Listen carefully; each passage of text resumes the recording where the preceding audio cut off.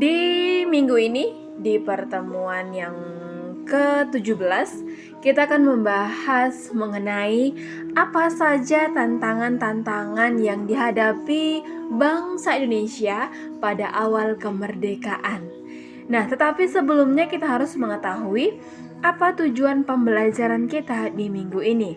Tujuan pembelajaran kita adalah dengan mempelajari apa saja tantangan-tantangan bangsa Indonesia di awal kemerdekaan. Siswa diharapkan mampu menganalisis usaha bangsa Indonesia dalam menghadapi gejolak yang ada di awal kemerdekaan, agar siswa dapat dengan semangat dan sukacita menghadapi tantangan dalam menjaga keutuhan kemerdekaan di Indonesia dari segala sisi. Nah, langsung saja, apa saja sih tantangan kita di awal kemerdekaan? Banyak sekali. Nah, pada proklamasi kemerdekaan tanggal 17 Agustus 1945, itu bukan titik akhir dari perjuangan bangsa Indonesia untuk melepaskan diri dari belenggu penjajahan. Nah, Belanda yang telah ratusan tahun merasakan kekayaan Indonesia enggan mengakui kemerdekaan Indonesia. Karena kenapa? Karena sekutu yang telah memenangkan Perang Dunia Kedua merasa memiliki hak atas nasib bangsa Indonesia. Nah, akhirnya Belanda ini mencoba masuk kembali ke Indonesia dan menancapkan kolonialisme dan imperialismenya. Sementara kondisi sosial ekonomi Indonesia ini masih sangat memprihatinkan. Jadi perangkat-perangkat kenegaraan yang baru dibentuk Indonesia kala itu ibaratnya seperti bayi yang baru lahir, nakku, masih lemah. Tetapi merdeka adalah harga mati bagi bangsa Indonesia kala itu. Berbagai upaya bangsa asing untuk menguasai kembali bangsa Indonesia ditentang dengan berbagai cara. Seperti ada pertempuran heroik dengan korban ribuan jiwa terjadi di berbagai daerah Indonesia. Jadi tidak terhitung dengan jelas berapa jumlah korban jiwa dari pertempuran mempertahankan bangsa Indonesia yang katanya sudah merdeka. Bahkan banyak pahlawan yang tidak dikenal yang berguguran kala itu. Nah, bagaimana sih situasi kondisi awal kemerdekaan dan bagaimana proses perjuangan bangsa Indonesia? Nah, jadi kalau kita lihat secara politis ya, kalau secara politis keadaan Indonesia di awal kemerdekaan belum begitu mapan karena banyak ketegangan, banyak kekacauan dan berbagai insiden masih terus berjalan, masih terus terjadi. Hal ini tidak lain karena masih ada kekuatan asing yang sama sekali tidak rela kalau Indonesia itu merdeka. Sebagai contohnya, rakyat Indonesia harus yang namanya masih bentrok dengan sisa-sisa kekuatan Jepang. Jadi, sebagai negara Jepang ini beralasan bahwa ia diminta oleh sekutu agar tetap menjaga Indonesia dalam keadaan status quo pada saat itu. Jadi, di samping menghadapi kekuatan Jepang, bangsa Indonesia harus berhadapan dengan tentara Inggris atas nama sekutu dan juga Belanda atau bahkan Nika yang berhasil datang kembali ke Indonesia dengan membonceng sekutu. Jadi pemerintahan pada saat itu memang telah terbentuk. Tapi walaupun pemerintahan sudah terbentuk, beberapa alat kelengkapan negara yang sudah tersedia karena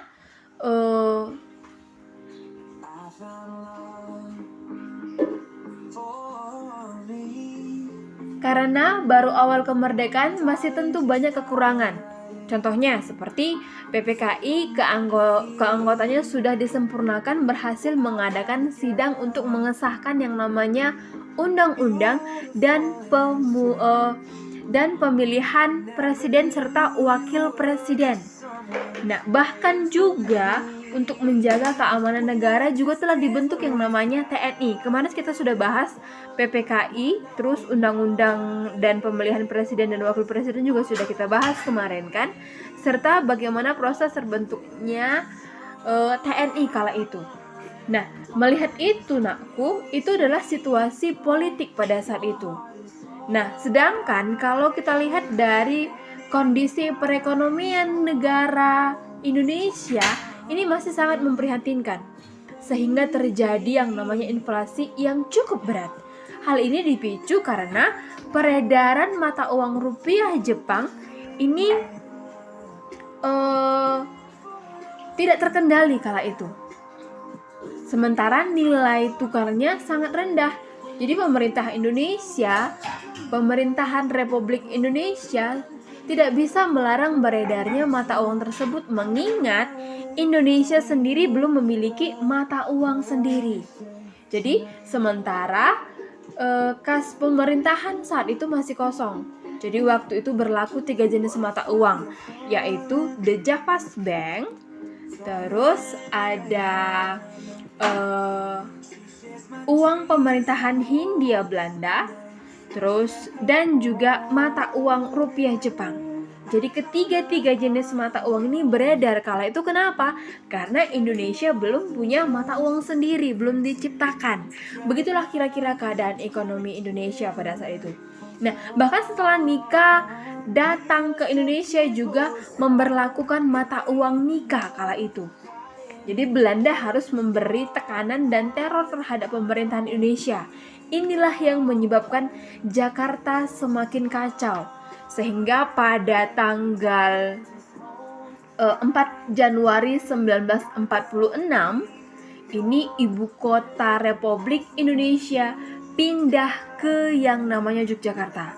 Kemudian untuk mengatasi keadaan keuangan Indonesia kala itu, pada tanggal 1 Oktober itu di tahun 1946 Indonesia mengeluarkan uang Republik Indonesia ataupun yang disebut sebagai ORI. Nah, uang Republik Indonesia.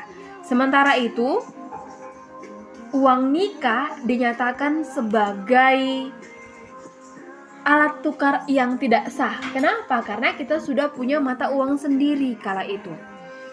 Nah, jadi struktur kepemerintahan masyarakat itu mulai mengalami perubahan. Tidak ada lagi yang namanya diskriminasi. Semua memiliki hak dan kewajiban yang sama. Sementara dalam hal pendidikan, pemerintah mulai menyelenggarakan pendidikan yang diselaraskan dengan alam kemerdekaan. Jadi Menteri Pendidikan dan Pengajaran juga sudah diangkat kala itu. Kenapa? Karena itu berpengaruh dengan adanya alat tukar Indonesia pada saat itu yang disebut sebagai uang Republik Indonesia ataupun ORI. Nah, itu dia keadaan politik dan juga keadaan ekonomi kala itu di awal kemerdekaan Indonesia. Nah, walaupun Indonesia sudah merdeka, tidak terlepas dari yang namanya penjajahan kembali seperti yang sudah kita katakan tadi, dengan kedatangan sekutu dan juga negara Belanda kembali ke Indonesia. Jadi penyerangan Jepang kepada sekutu tanpa syarat di tanggal 14 Agustus 1945 itu membuat analogi bahwa sekutu memiliki hak atas kekuasaan Jepang di berbagai wilayah. Jadi terutama wilayah yang sebelumnya merupakan jajahan negara-negara yang masuk dalam sekutu. Jadi Belanda adalah salah satu negara yang berada di kelompok sekutu. Jadi bagi sekutu dan Belanda, ini Indonesia dalam masa vacuum of power ataupun kekosongan pemerintahan. Itulah menurut sekutu dan juga Belanda. Jadi karena itu logika Belanda adalah kembali harus berkuasa atas Indonesia seperti sebelum Indonesia direm Jepang. Jadi dengan kata lain, Belanda ingin kembali menjajah Indonesia. Nah, bagi sekutu setelah selesai Perang Dunia Kedua, maka negara-negara bekas jajahan Jepang merupakan tanggung jawab sekutu. Jadi sekutu memiliki tanggung jawab peluncuran senjata tentara Jepang, memulangkan tentara Jepang, dan melakukan normalisasi kondisi bekas jajahan Jepang. Jadi dalam bayangan Jepang nih nakku, dalam bayangan Belanda tentang Indonesia jauh dari kenyataan. Faktanya, waktu Belanda ingin merebut kembali Indonesia yang katanya dalam status quo, rakyat Indonesia ternyata telah memproklamasikan kemerdekaannya pada tanggal 17 Agustus 1945. Jadi, kondisi ini tentu bertolak belakang dengan bayangan Belanda dan juga sekutu. Karena itu, dapat diprediksikan kejadian berikutnya apa? Kejadiannya yakni akan terjadi pertentangan ataupun konflik antara Indonesia dengan sekutu ataupun dengan Belanda. Nah, jadi bagaimana dampak kedatangan sekutu ke Indonesia? Ya, dampaknya ini sekutu masuk ke Indonesia dibonceng oleh Nika. Nah, mereka masuk melalui beberapa pintu wilayah Indonesia, terutama daerah-daerah yang merupakan pusat pemerintahan pendudukan Jepang, seperti Jakarta contohnya. Nah, selain Jakarta ada Semarang dan juga di daerah Surabaya. Jadi setelah Perang Dunia Kedua, pernah terjadi yang namanya perundingan Belanda dengan Inggris di London yang menghasilkan Civil Office Agreement. Jadi isinya itu mengenai pengaturan penyerahan kembali Indonesia ke pihak Inggris kepada Belanda. Jadi khusus yang menyangkut daerah Sumatera, sebagian daerah yang berada di bawah pengawasan SEAC. Jadi dalam bidang perundingan itu dijelaskan langkah-langkah yang harus ditempuh mereka. Yang pertama, itu fase pertama, tentara sekutu akan mengadakan operasi militer untuk memulihkan keamanan dan ketertiban. Sedangkan perundingan yang kedua, setelah keadaan normal kembali, pejabat-pejabat Nika akan mengambil alih tanggung jawab koloni itu dari pihak Inggris yang mewakili sekutu. Itulah kira-kira kesepakatan yang terjadi kala itu. Nah, setelah diketahui, setelah diketahui Jepang menyerah pada tanggal 15 Agustus 1945, maka Belanda ini mendesak Inggris agar segera mensahkan hasil perundingan tersebut. Jadi pada tanggal 24 Agustus 1945, hasil perundingan ini disahkan berdasarkan persetujuan Potsdam yang isi sivil dari Peace Agreement ini tadi diperluas. Isi yang dua ini tadi, ini diperluas. Nah, diperluasnya itu Inggris bertanggung jawab untuk seluruh Indonesia, termasuk daerah yang berada di bawah pengawasan SWAP. Jadi, untuk melaksanakan isi perjanjian ini tadi, untuk melaksanakan isi perjanjian Potsdam ini tadi, ya, maka pihak SWPAC di bawah Lord Louis Mountbatten di Singapura segera mengatur pendaratan tentang semua tentara sekutu yang ada di Indonesia. Jadi kemudian pada tanggal 16 September 1945,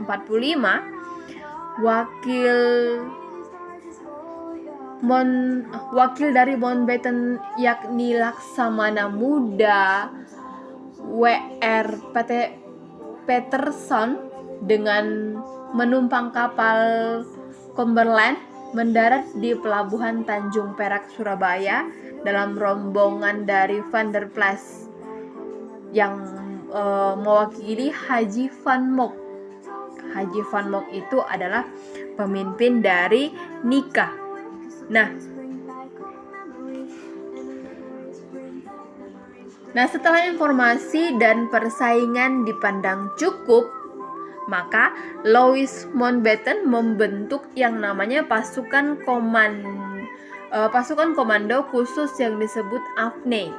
Jadi, kala itu di bawah pimpinan Letnan Jenderal Sir Philip Christensen. Jadi mereka bergabung di dalam pasukan tentara Inggris yang berkebangsaan India. Jadi yang sering disebut sebagai tentara Gurkha kala itu. Jadi tugas dari tentara Afne ini yang pertama, menerima penyerahan kekuasaan tentara Jepang tanpa syarat. Yang kedua, membebaskan para tawanan perang dan interniran sekutu. Yang ketiga, melucuti dan mengumpulkan orang-orang Jepang untuk dipulangkan ke negerinya. Yang keempat, menegakkan dan mempertahankan keadaan damai, menciptakan ketertiban dan keamanan untuk kemudian diserahkan kepada pemerintahan sipil. Dan yang kelima, ini mengumpulkan keterangan tentang penjahat perang untuk kemudian diadili sesuai hukum yang berlaku. Nah, dari kelima tugas Afne ini tadi, pasukan sekutu yang bergabung dalam Afne mendarat di Jakarta pada tanggal 29 September 1945. Jadi kekuatan pasukan Afne ini dibagi menjadi 3 divisi kala itu nakku. Yang pertama, divisi India itu 23 di bawah yang dipimpin oleh Jenderal D.C. Thorpe. Jadi daerah tugasnya itu di Jawa bagian barat dan berpusat di Jakarta. Nah, divisi yang kedua itu divisi India 5 di bawah komando Jenderal E.C. Mansert. Dia bertugas di Jawa bagian timur dan berpusat di Surabaya. Dan yang ketiga, divisi India 26 ini di bawah komando Jenderal H.M. Camber. Dia bertugas di Sumatera dan pusatnya ada di Medan kala itu. Nah, kedatangan tentara sekutu yang kala itu membonceng Nika yang akan menegakkan kembali kekuatannya di Indonesia itu menimbulkan kecurigaan terhadap sekutu dan bersikap anti Belanda. Sementara Chris John sebagai pemimpin Afne menyadari bahwa untuk menjalankan tugasnya tidak memungkinkan tanpa bantuan pemerintahan Indonesia. Jadi oleh karena itu nakku, Christian ini tadi bersedia berunding dengan pemerintahan Indonesia. Jadi selanjutnya Christian ini pada tanggal 1 Oktober 1945 mengeluarkan pernyataan pengakuan secara de facto tentang negara Indonesia. Jadi dia mengakui bahwa negara Indonesia ada. Namun dalam kenyataannya pernyataan tersebut banyak dilanggarnya. Jadi sebagai bukti akan kita lihat dalam kejadian berikut ini. Nah, seperti ada kedatangan sekutu di Indonesia menimbulkan berbagai reaksi dari masyarakat Indonesia. Apalagi dengan membonceng Belanda yang ingin menguasai kembali Indonesia. Hal ini mengakibatkan berbagai upaya penentangan dan perlawanan dari masyarakat kala itu. Nah, banyak perjuangan yang ada kala itu, seperti perjuangan rakyat Semarang dalam melawan tentara Jepang. Nah, itu perjuangan yang pertama di daerah Semarang. Nah, perjuangan yang kedua seperti ada pengambil alihan kekuasaan Jepang di Yogyakarta. Nah, yang ketiga ada peristiwa arek-arek Surabaya untuk Indonesia. Yang keempat itu ada pertempuran Palagan Ambarawa. Yang kelima itu ada pertempuran Medan Area. Yang keenam Bandung Lautan Api. Yang ketujuh ada berita proklamasi di daerah Sulawesi. Dan yang kedelapan operasi lintas laut Banyuwangi Bali. Nah, ada 8 daerah yang berusaha untuk mempertahankan kemerdekaan Indonesia, ataupun beberapa daerah yang tadi mengalami tantangan dalam mempertahankan kemerdekaan Indonesia kala itu, baik dalam segi politik, baik dalam segi ekonomi, dan segi-segi yang lainnya, pendidikan juga termasuk. Nah, itu dia materi kita di hari ini. Sampai ketemu minggu depan. Selamat siang.